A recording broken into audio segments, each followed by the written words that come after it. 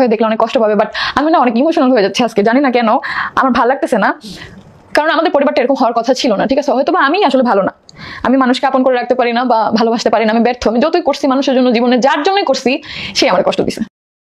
হ্যাঁ ভিউয়ার্স, এবার তিশা তার ব্লগ ভিডিওতে এসে আখি এবং আখির ছেলে আয়াসকে খুব মিস করছে, এমনটাই জানালো তিশা।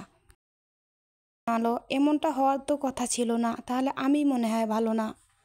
হ্যাঁ ভিউয়ার্স, বিস্তারিত জানতে হলে পুরো ভিডিও না টেনে আমাদের সঙ্গে থাকুন। এখানে হচ্ছে দুইটা পাখি, তারপরে আছে আলিশার জুতা। আগে দেখাবো না জামা? তুমি বলো জুতা না জামা? আগে জুতা দেখাই। এই যে কুটু কুটু জুতা, এটা আলিশা কালকে পরবে। বাট আমি এই জুতা কিনতে যাই, আমি মঞ্জু ভাইয়ের দোকান অনেক মিস করছি, কারণ ওই কালেকশনের মতো কোথাও নাই আসলে। ভাইয়ের দোকানটা এখন অনেক দূরে আমাদের বাসা থেকে।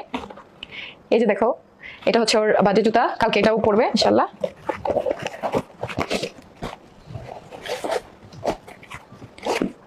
এখানে আছে আরেকটা, এটা কিন্তু বাবু সাদাটার মতো একটু অন্য ডিফারেন্ট কালার, এটা লাইট জ্বলে। হ্যাঁ, এটা হচ্ছে একটা জুতা। এই দুইটাই জুতা আনছি কারণ ওর জন্য আর বেশি জুতা আমি কিনবো না, কারণ বড় হয়ে যায়, জুতা ছোট হয়ে যায়। যেমন ওই যে লাল জুতাটা, ওর সবুজ জুতাটা একদিন ওকে পরাইতে পারি না, ওর পায়ে এখন ঢুকেই না। বুঝলাম না, আগে পায়ে বড় হয়তো এখন ছোট হয়, তাহলে লাগতো কবে? ওই দিনটা আসেই নেই কখনো যে ওটা ওর পায়ে ফিটিং হবে।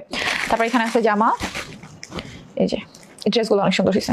সবাই মানছি সুতির, কমফোর্টেবল, কারণ বাবুকে বাসায় পরার জন্য এগুলো নিয়ে আসছি, যাতে হচ্ছে সবসময় কমফোর্টেবলি পড়তে পারে সেজন্য। এই যে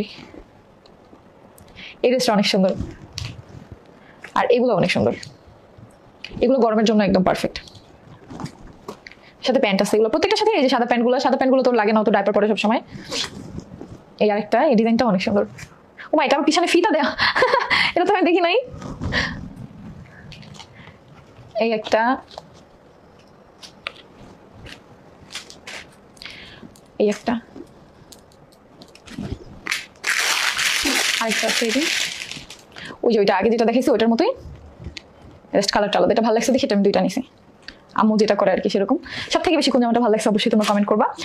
আর কালকে আলিশার জন্মদিন, বাট বিশ্বাস করো আলিশার জন্মদিন নিয়ে না আমার যতটা এক্সাইটেড থাকার কথা, আমি কেন জানি না অতটা এক্সাইটেড আমি হইতে পারতেছি না। কারণ ওর বার্থডে নিয়ে আমরা সবাই একসাথে প্ল্যান করছিলাম যখন ছোট ছিল, তখন সবাই মিলে যে অনেক মজা করবো, হচ্ছে কোনো রেস্টুরেন্টে সেলিব্রেশন করবো অথবা বাসায় করলেও বড় করে করবো। তো চাইলে এখনো করতে পারি, যে কোনো রেস্টুরেন্টে হচ্ছে শুট করতে পারি বা হচ্ছে প্রোগ্রামটা করতে পারি। বাট ওই এক্সাইটমেন্টটা না ভিতর থেকে কেন জানি না কাজ করতেছে না, জানি না কেন।